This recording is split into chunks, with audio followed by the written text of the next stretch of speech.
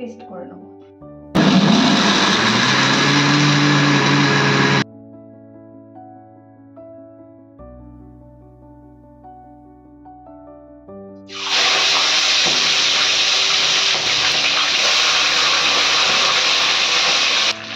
আমি চিংড়ি মালাইকারি বানাবো। আমি চিংড়িগুলো হালকাভাবে ভেজে নিচ্ছি। ভেজে দিয়ে তারপরে বাকি প্রসেসটা আমি করতে থাকবো। দেখতে থাকুন ভিডিওটা, আর অবশ্যই জানাবেন কেমন লাগলো আমার রান্না।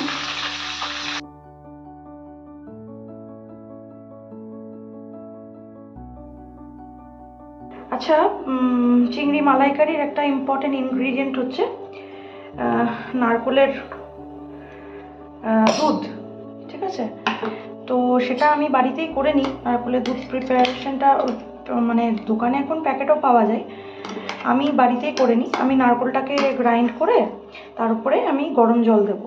ঠিক আছে, দিয়ে কিছুক্ষণ আমি ভিজিয়ে রাখি। ভিজিয়ে রেখে এর যে মানে এই নারকেল কোড়াটাকে আমি হাতে চিপে আমি ফেলে দিই। ফেলে দিয়ে যে মিল্কটা তৈরি হয় সেইটা আমি মালাইকারিতে অ্যাড করি। এর মধ্যে আমি গরম জল আমি অ্যাড করে দেবো। এটা সোক করবে, অনেকক্ষণ সোক করবে।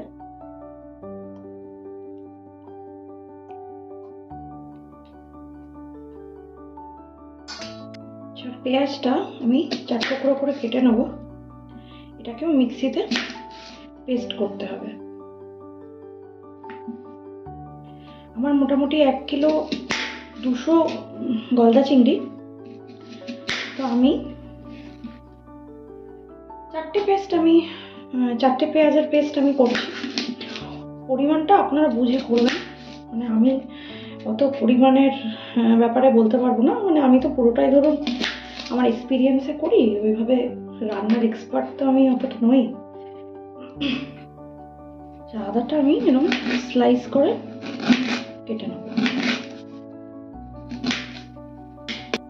আচ্ছা, এবার মিক্সির জারের মধ্যে আমি পেঁয়াজগুলো নিয়ে নেব। আমার তো একটু গ্রেভি লাগবে, সবাই খাবে, তো আমি একটু পেঁয়াজটা বেশি দিচ্ছি। কিছু আদা কুচি আর অল্প রসুন।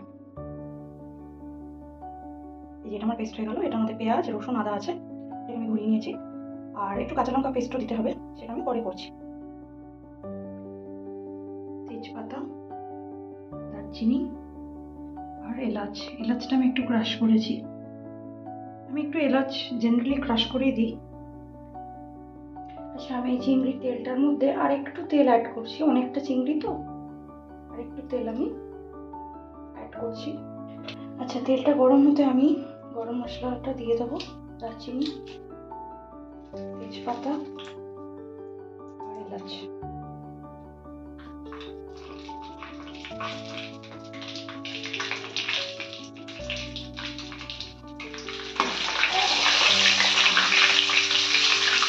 প্রথমে পেঁয়াজটা একটু আদা বাটাটা একটু দিয়ে দেবো।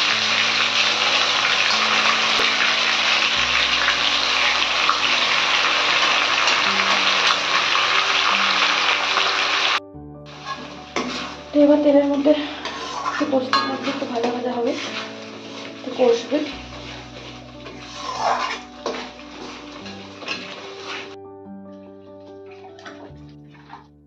আচ্ছা, ভুল ত্রুটি হতে পারে, আমি কোনো এক্সপার্ট নই। আমি বারবার বলি, আমি মানে শিখেছি। আমি অর্ধেক জিনিস ভুলে যাই, আমি ইউটিউব দেখি, তারপর আমার মনে পড়ে। তো এই আর কি, মানে আমার এন্ড প্রোডাক্টটা মোটামুটি ভালো হয়। ইউ হ্যাভ রেফারেন্স, ইউটিউব তো ভর্তি চিংড়ি মালাইকারিতে। আমি যেটা করছি সেটা দেখাচ্ছি। নারকেলের দুধটা বানিয়ে নেব ছাঁকনিতে। এই মিক্সচারটা ঢেলে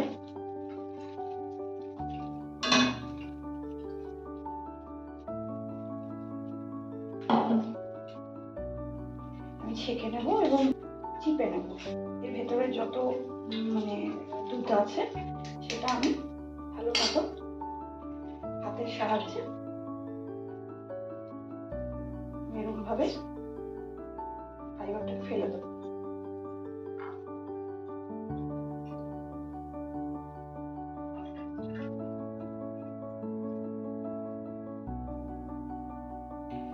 দেখুন এই যে নারকোলের দুধটা বেরিয়ে গেছে। সবাই বলে এমনি এমনি দুধ দিয়েও করা যায়। হ্যাঁ, আমি তো অনেক সময় নারকোল ফালকোল ইউজই করি না, আমি এমনি করি, তাতেই আমার খুব ভালো লাগে। ভালো করে কষালে সবই ভালো লাগে খেতে। এবং তেল ছেড়ে দিয়েছে, এখনো অনেকক্ষণ কষাতে হবে, এটা ভীষণ মানে টাইম কনজিউমিং। এখনো অনেকক্ষণ কষিয়ে তারপরে ফাইনাল প্রোডাক্ট হবে, নাহলে ভালো লাগে না। পেঁয়াজের যে পেঁয়াজ রসুন আদা যে একটা কাঁচা একটা গন্ধ আছে, সেই গন্ধটা আপনি যদি ভালো করে না কষান তাহলে ভালো লাগে। আচ্ছা, হাফ নারকেলের দুধ আমি দিয়ে দেবো, দিয়ে একটু কষাবো। হ্যাঁ,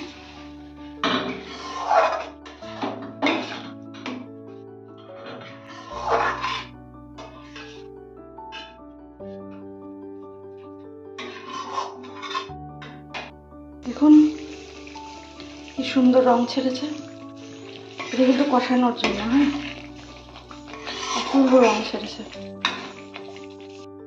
আমি একটু নুন দিয়ে দেবো পরিমাণ মতো, একটু চিনি দিয়ে দেবো।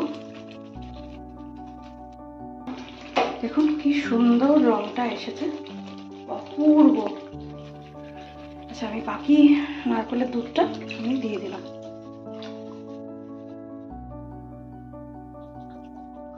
এবার আমি আস্তে আস্তে মাছগুলো ছেড়ে দেবো।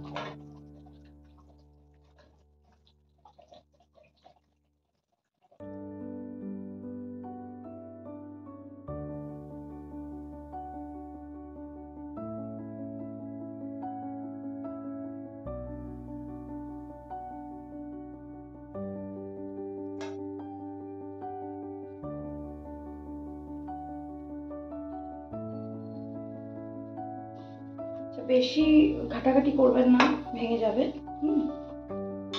স্লাইড আস্তে আস্তে একটু ফুটবে, মানে বেশ অনেকক্ষণ ফুটবে, কারণ আমি দেখেছি একটু ভালো করে না ফোটালে না চিংড়ির ভেতরটা কাঁচা থাকে, যেটা খুব মানে সবার পছন্দ না, ভালো লাগে না, ঘেন্না ঘেন্না লাগে।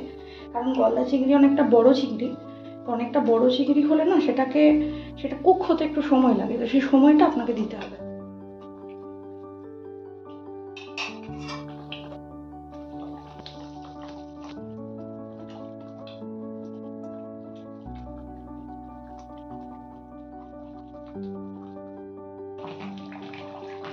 আমি একটু ঘি দিয়ে দেবো।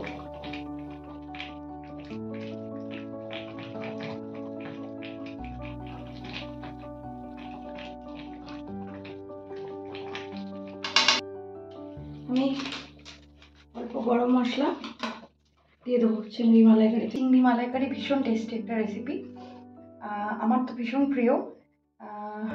জানি না কেমন হবে, তো যারা খাবে তারা আপনাদেরকে ফিডব্যাক দেবে যে চিংড়ি মালাইকারিটা কেমন হয়েছে। ততক্ষণে আমি এটা করে নিই, ঠিক আছে? তো বাই।